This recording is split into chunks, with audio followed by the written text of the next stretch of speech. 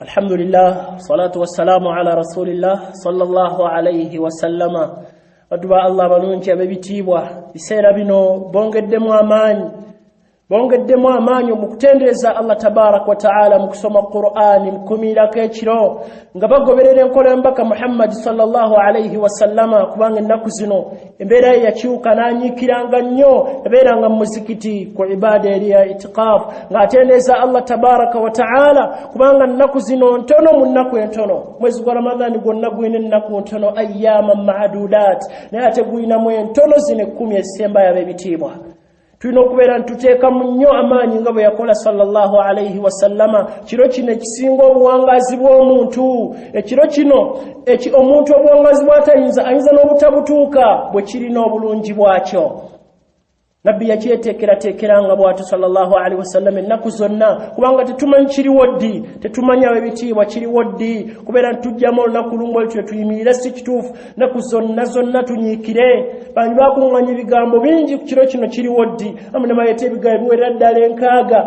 n'ebisukkawo ebimu ku byewuunyisa bye byava ku sahabi omunene Abdullah bin Mas'ud ye yagamba nti olina kinoonyesa mu mwaka gwonna man qaama sana asaaba laylatal qadr sengo emiriro omwaka gwonna buli kirongo ogendo emiriro ekiro kino okifuna naye abasahaba basigadde radiyallahu anhum bamwawukanako ne bagamba kino kiri mu byeyawulidde mu mwezi guno gwa Ramadhani nga mukibeere ekiro kino kirungi n'ebirungi ebirimu byatulaga sallallahu alayhi wa sallama n'okitibwa Allah tabaraka wa ta'ala tulina okubeera nti ffenna twongeramu amaanyi ab'ebitiibwa tetumanyi kiriwo ddi abula ennaku zonna zino nti tuyimirire tunyiikire tuyinza okubanga gwe mwezi gwo ogusembyeyo Ramadhani waasembyeyo togenda kuddamu kusiiba Ramadhani mulala.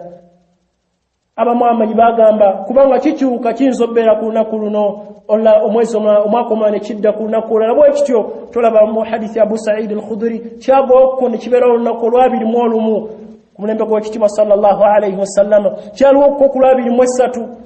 kyaliwo ku lw'24 kivolaba Anas bin Malik radiyallahu anhu yaweereza Nabbi okumala emyaka 10 ye olunaku luno bwe lwatuuka nga lw'24 ekiro kino nga kya24 ayina olugoye lwe ekyambalo kyeyambalanga kyanjawulo yeteekerateekera olunaku luno amanyi kwe kuli ekiro kino ekya Laylatul Qadr n'ebigambo bingi abamu nga sahaba nga Ubay ibn Ka'b radiyallahu anhu yagamba nga kya27 era kyagwawo ku lw'27 ku mulembe gw'ekitiibwa Muhammad sallallahu alayhi wa sallama. Kati ekiro kino bane tetulinda lunaku lumbweruti ennaku zonna kisoboka okuba ne mu nnaku zino ezitali za nsuusuuba kati olabe Anas yagamba 24 tubeere tunyiikire ennaku zonna ab'ebitiibwa biidhinihi tabaraka wa ta'ala. Barakallahu fikum wa jazakumullahu khairan. Alhamdulillah, salatu wassalamu ala rasulillah sallallahu alayhi wa sallama. Kiro kino ekinene eky'ekitiibwa amanyi beebuuza lwaki kyatuumibwa Qadir, Laylatu al-Qadr. Ne boogera ebigambo ebiwerako alayhim rahmatullah. Amu kuba ne bagamba qila litaqdiri al-ahwali fiha, olw'okuba nti embeera ebigenda okubaawo byonna biteekebwa ne bigerekebwa mu kiro kino at-taqdiru al-hawli okugera okw'omwaka budget ey'omwaka efuluma mu kiro kino gundi agenda kuba bwati gundi mwagenda okuwasiza gundi mwagenda okuzimbira gundi mwagenda okufiira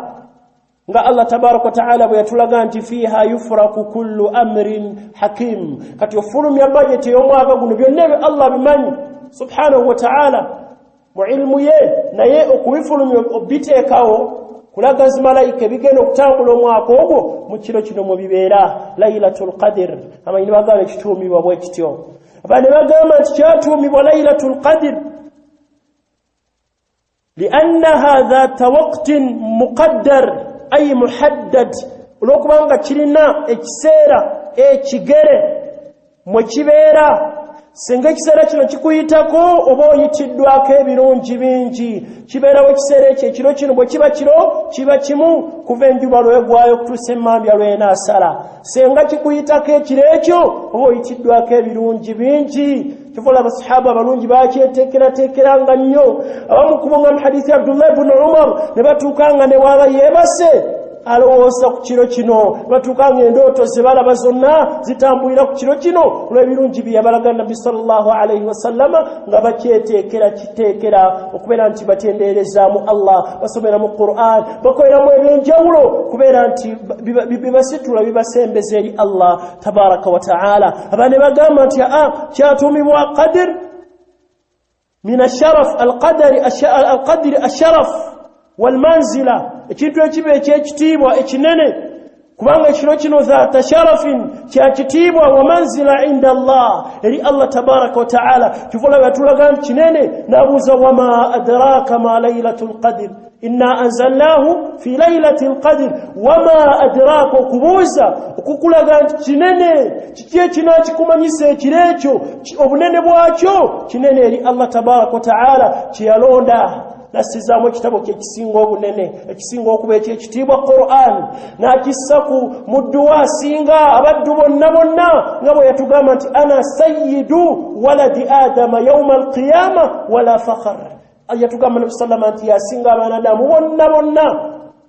naye nga sikweraga sikwesukkulumya sallallahu alayhi wasallama kati ne bakissa ku muddo asinga ng'ali mu kibuga ekirungi ekyekitiibwa Madina kubanga ekituufu Sireno yakkira Madina ng'agissa Jibril alayhi salam asinga zi malaika Allah wayagera ku malaika endala yamujjamu n'amwawula n'amwogera nga ye olw'ekitiibwa kyalina kati kiro kino kyakitiibwa n'akiyimiridde yennyini abawa kitiibwa nga mu hadisi ya Abu Hurayra man qaama laylatal qadr imanan wa ihtisaban ghufira lahu ma taqaddama min dhanbihi akiyimirira nga mukkiriza okubala kusuubira eri Allah tabaraka wa ta'ala asonyibwa amazambi ge gonna agakulembera olabe ekiro kino kyakitiibwa kyekiva kyatuumibwa qadr laylatul qadr n'ebirungi bye kirina amanyire bagamba abalala alqadr min adhiq olw'obufunda kubanga Allah agamba inna rabbaka yabsutu rizqa liman yasha'u wa yaqdir Allahu yabsutu rizqa liman yasha'u wa yaqdir Allah subhanahu wa ta'ala gulirawo n'ayanjuliriza riziki gw'aba yagadde atalina gwafundiza kati ekigambo qadr kisobola kujja nga kitegeeza okufunza lwaki emanyire bagamba kiro kino kiba kifunda ti malaika zonna tanazzalu almalaika waruhu fiha malaika za Allah zonna zikka ane Jibril kweri ekiro kino nga kifunda kivula banenjuba bwebevaayo nga terina magulu reisete zikuba olwa malaika nti ziba nnyingi zonna olwo nga ziddayo kiro kino kyonna nga zijjudde ziraba abatendeza Allah zibasabira ebirungi Allah tabarak wa ta'ala bagulirewo n'amanyire boga ebigambo bingi nenga kiro kino biro byonna bikuŋŋaaniramu n'ebirala ebingi byalaga ekitiibwa Muhammad sallallahu alayhi wa sallam barakallahu fikum wa jazakumullahu khairan alhamdulillah salatu wassalamu ala rasulillah sallallahu alayhi wa sallama inakuba zayingira ngazine 10 Nabi sallallahu alayhi wa sallama yenyweza nkutuye ekyokubiri mu hadithi Aisha radhiyallahu anha kyatulaga embeera ya Nabbi bwe yakyukanga n'atugamba radhiyallahu anha wa ahya layla n'abeeranga yalamusanga ekiro ebiro byonna bino yabiramusanga kubanga ahya kiva mu bulamu era ekyennyume kyakyo al-imaat okutta Nabbi yalamusanga ekiro kino ngasomera mu Qur'ani atenderezaamu Allah tabaraka wa ta'ala yimirira okusala byonna embeera ez'enjawulo nga kiramusa mu mbeera efaanako bwetyo nayawukana ku bantu abakitta mulimu abatta ekiro kino obutemu bwennyini owawaggulu obutamanyi butemu buno obw'okumakubo obutemu obutayimbwa abutono obwo naye buno bunene obw'okubeera nga atta ekiro n'atakitenderezaamu ku Allah tabaraka wa ta'ala kati buba butemu bwa waggulu nnyo ab'ebitiibwa kiro kino n'okijebeeramu Allah bangi bakikozesa mu mbeera enkyamu zaatayagala Allah ye Nabbi yakolanga atya ahya layla yalamusanga ekiro kye okutendereza Allah tabaraka wa ta'ala amanyire bagamba bwe kyatuukanga ennaku zino okulamusa kuno okw'ekiro kwategeeza Aisha radhiyallahu anha yayimiriranga ekiro teyeebakangako bwe yatuukanga mu nnaku zino ebiro byonna ng'aba atonola kubanga abaana bagamba nti Nabi sallallahu alaihi wasallam wadenga yatunulanga ekire kinene yatunulanga ekitundu ekisinga okuba kinene mu kiro ne yebakanga ko wadde katini kubanga tukimanyi mu hadithi Aisha rennyini yatunyumiza Aisha natugamba ma ra'aytu Rasulullah sallallahu alaihi wasallam qama laylatan hatta sabah sala bakombaga sallallahu alaihi wasallam ngayimiridde ekiro kiramba okutuusa ku makya n'atebakako wadenga yasomanga kinene nayimiranga kinene neyebakangako nebekaba katini sallallahu alaihi wasallam tamanya ne bagamba yayimiranga kinene nnyo munaku zino neyebakako katini abandi bagamba nti Aisha jategeze mbere no byatukanga munaku zino enkizo jezirina nebbeyi yazo yayimiranga ekiro kyonna n'amalanga akiramusa ngasomera mu Qur'ani ngayeta adhkari embereze enjawulo sallallahu alaihi wasallama wati embera inebanga yakyuka nnyo munaku zino nga Aisha bwatulaga radhiyallahu ta'ala anha wallahu tabaraka wa ta'ala a'lam. Alhamdulillah salatu wassalamu ala rasulillah sallallahu alaihi wasallama. Abitibwa abalungi waliwo messages tambula ku kiro kya leero nti ekya Laylatul Qadr. Amanyi balaga ebigambo bimu ku mumanyi omunene Ibn Rajab al-Hanbali beyalaga ku omukubamanyi gwe bayita Ibn Hubayra rahimahullah ngalaga nti senga mujja mu naku zine 10 mu bire bine 10 olunaku lw'ejjuma ekiro kyalo ne kibanga kyansuusuuba ng'ekiro kya leero ekyabiri mu 3 ekiro ekyo kye kiba kisuubira okubeera mu Laylatul Qadr. Abamu ne balaga ebigambo ebyo ne ku Sheikh Islam Ibn Taymiyyah rahimahullah nti bwayogera ne ku Sheikh Islam Ibn Taymiyyah rahimahullah sibituufu kuye obole ebigambo byalaga ebyo Ibn Rajab rahimahullah mu kitabo kya Lataiful Ma'arif ku Ibn Hubayra ne Ibn Rajab yamalo bileta yagamba rahimahullah wa'alam abasinga batambuza message nti babiraga wa'alam anna jami'a hadhihi al-alamat la tujibu al-qat' bi laylatil qadr. Obone nobuno bonna abanywe baleta bwe boogera tetuyinza kubiyimirirako kugamba nti Laylatul Qadr eriyo ku lunaku bweruti. Tetuyinza kugamba nti ya kiro kya leero abebitibwa era abayimidde okugamba sindika message nti ekiro kya leero mukole bwe muti ekiro kya Laylatul Qadr abaddu banyiikire ebiro byonna. Kiro kino kikyuka twalaba obujulizi nti waliwo ekyagwa mu hadithi Abu Sa'id ekiro ekyabiri mu olumu waliwo ekyagwa 23 waliwo ekyagwa 24 nga Anas kyeranywera ku yenga agamba kiri kwa 24 era ine ekyambalo kyerayambalanga ku lunaku olwo radhiyallahu anhu n'ebigambo ebirala bingi twagamba nti bale n'ebigambo ebisukka mu 6 ku kiro kino kati obulungamu bwa Nabbi kubeera nti anyiikira ebiseera bino byonna ebiro bino byonna ng'anyiikira naye ogamba nti ekiro kya leero ekikeeso olwokutaano kubanga senga enjuba egwayo olwokuna tuba tugenda kuyingira ekiro kino